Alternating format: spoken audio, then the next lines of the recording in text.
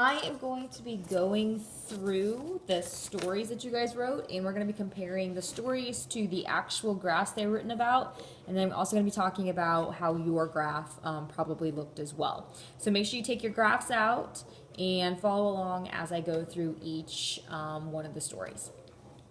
All right, so story one. At 5 miles, the submarine moves 1 mile upwards in 3 minutes. So we know the submarine is 5 miles under the water starting out. And then it moves 1 mile upwards in 3 minutes. So since it's under the water, upwards is like actually going this way.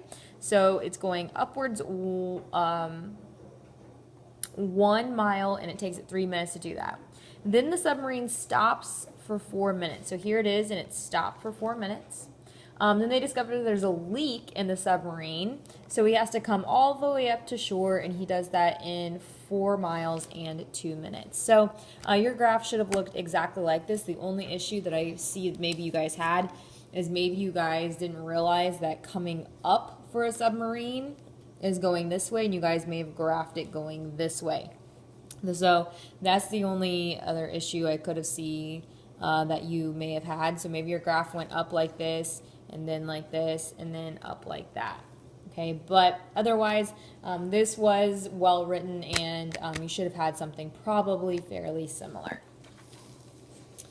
All right, the next graph that we have here. Okay, so this one says, Jimmy was walking to Canada, and he did this in 8 seconds and 8 meters. Okay, so here's our first issue. He did walk 8 meters, but it only took him 4 seconds and not 8 seconds. Okay, so that's the first issue that we have with the story. So then it says he came to a stop for 2 seconds. So he did come to a stop for 2 seconds, so that's correct.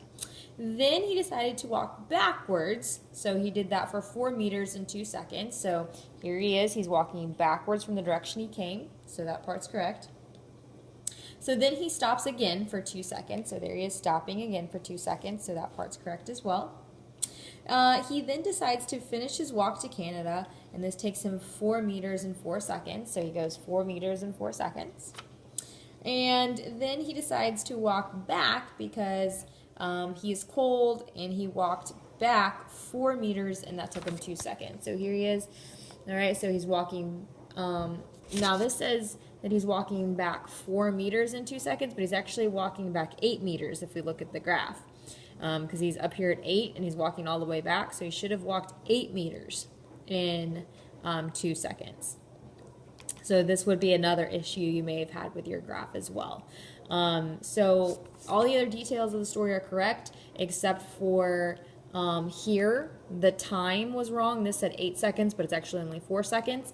And then here, the distance was wrong. It says 4 meters, but it was actually 8 meters. Okay, but the general look of the graph should be quite similar.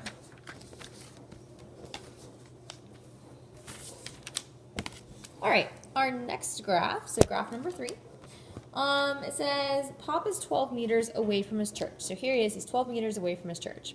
And he's drinking Gatorade for 4 seconds. So he's just standing there and he's chilling and he's drinking Gatorade. So no motion, so that's why we have that horizontal line. He then starts jogging to his church for 6 seconds, and this takes a distance of 12 meters. Now this is where some of the issues might have started, because we don't actually know which way his church is here. Some people may have drawn their line going down. Maybe they thought his church was down. All right, but according to the graph, it's actually going this way. So that's 12 meters, and that takes 6 seconds. So then it says he gets really tired and he stops for 10 seconds. So here he is, he's tired, he stopped for 10 seconds, so there's no motion. So then it says he starts jogging again backwards for 10 seconds and 20 meters. So this is indicating that he changed direction.